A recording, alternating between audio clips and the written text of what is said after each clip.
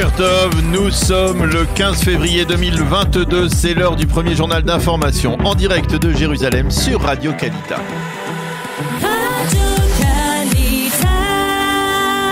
Le journal en direct de nos studios de Jérusalem. Et oui, nous retrouvons à Jérusalem notre correspondant Daniel Haïk ce matin. Bonjour, Boker Tov Daniel, et nous commençons ce premier journal par la visite historique de Naftali Bennett au Bahreïn. Et oui, Ilana, le Premier ministre israélien est arrivé en soirée à Manama. Il a été accueilli à sa descente d'avion par le chef de la diplomatie bahreïnie. Aujourd'hui, Naftali Bennett s'entretiendra avec le roi du Bahreïn, Hamed Ben Issa El Khalifa, et avec son fils, le prince héritier Salman Hamed El Khalifa.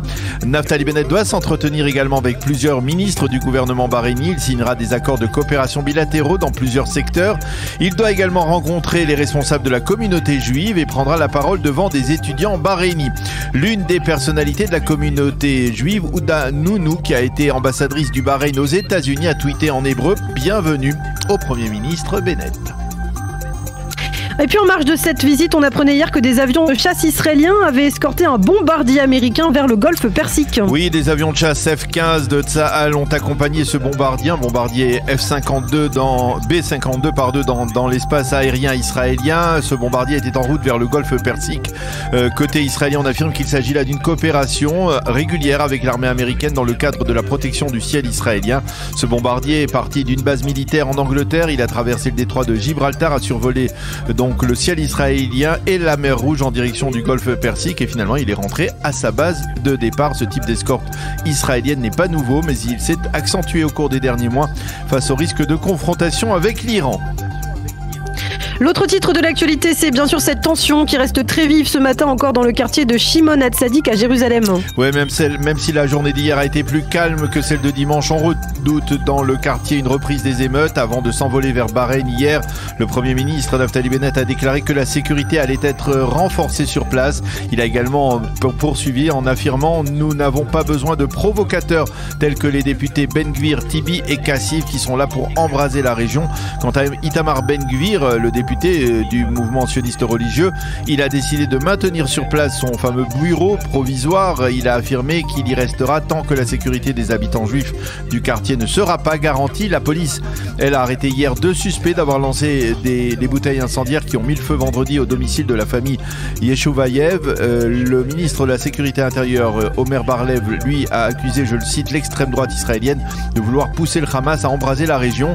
Au sein des forces de sécurité, on craint que la poursuite des émeutes à Tcherjarar n'entraîne également une tension vive sur le mont du Temple qui est particulièrement calme ces derniers mois, et l'on se prépare à éviter tout débordement lors de la prochaine prière du vendredi. Selon certaines informations, les visiteurs juifs qui montent sur le mont du Temple pourraient être les cibles d'attaques de la part de fidèles musulmans. Un mot de la crise sanitaire, Daniel, et l'épidémie d'Omicron qui se résorbe de jour en jour. Hier, le nombre de malades graves est redescendu en deçà du seuil d'1 millier. Oui, c'est une bonne nouvelle. Selon les données publiées hier par le ministère de la Santé, on a recensé dimanche près de 32 000 nouveaux malades avec un taux de positivité de 24%. Mais le nombre de malades graves est passé à 971, dont 264 sous assistance respiratoire. Le nombre de décès lui augmente et reste relativement élevé.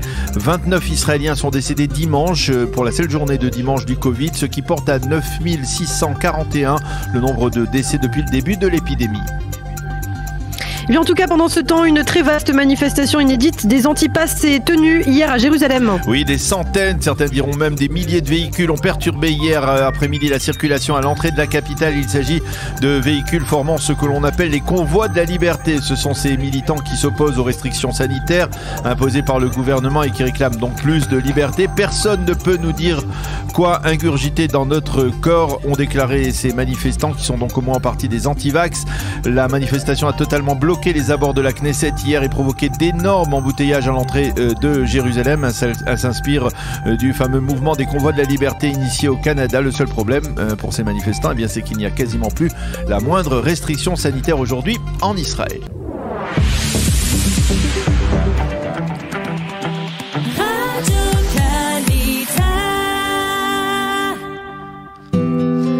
Et oui, il est 8h05 sur Radio Kalita. Nous allons terminer ce premier journal d'information par une petite page météo. temps partiellement nuageux à clair sur l'ensemble du territoire israélien. Pas de pluie en tout cas pour l'instant sur le territoire israélien. Les températures prévues aujourd'hui 12 degrés à Jérusalem, 17 à Tel Aviv et 23 degrés à Eilat.